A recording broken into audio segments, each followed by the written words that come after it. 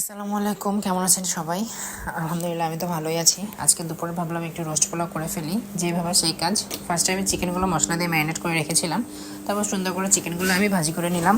Chicken ভাজি করার সময় অবশ্যই আপনারা চিকেনের উপর ঢাকনা দিয়ে দিবেন, নাহলে তেল ফুটে হাতে ফোসকা পড়ে যেতে পারে। তারপর আমি চিকেন ভাজা তেল দিয়েই সুন্দর করে রোস্টের মশলাগুলো কষিয়ে নিলাম, একটু টক দই দিয়ে। পরিমাণ মতো টক দই দিতে হবে। তারপর আমি পাশের চুলাতে বসিয়ে দিয়েছিলাম পোলাও রান্না ভাত রান্নার চেয়ে অনেক ইজি আমার কাছে মনে হয়। পরিমাণ মতো পানি দিয়ে পোলাওটা আমি বসিয়ে দিয়েছিলাম।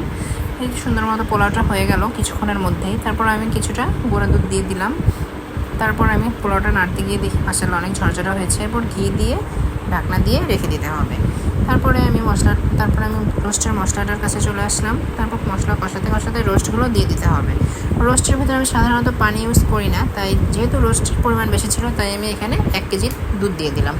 দুধ দেওয়ার পরে ঢাকনাটা দিয়ে সুন্দর করে সিদ্ধ হওয়া পর্যন্ত রোস্টটাকে রেখে দিতে হবে। তারপর পরিমাণ মতো কর্নফ্লাওয়ার দিয়ে গ্রেভিটা গাঢ় হওয়ার জন্য ঢাকনা দিয়ে রেখে দিতে হবে। তারপরে ঘি ছড়িয়ে দিয়ে পরিবেশনের আগ পর্যন্ত ঢাকনা দিয়ে রেখে দিন। দেখা যাচ্ছে রোস্টটা মাসালা অনেক সুন্দর হয়েছে, পোলাওটা বেশ ঝরঝরা হয়েছে। তারপর পোলাওর উপর দিয়ে আমি ছড়িয়ে দিলাম বেরেস্তা, রোস্টের উপর দিয়ে ছড়িয়ে দিলাম। তারপর প্লেটে নিয়ে নিলাম রোস্ট পোলাও। মাসালা দেখতে যেমন সুন্দর হয়েছে, খেতেও অসাধারণ ছিল। তারপর টেবিলে ছিল মাছ ভাজি এবং গরু মাংস, যার যেটা পছন্দ ছিল সে সেটা নিয়ে খেয়েছে। আপনারা বাসায় ট্রাই করবেন। আসসালামু আলাইকুম।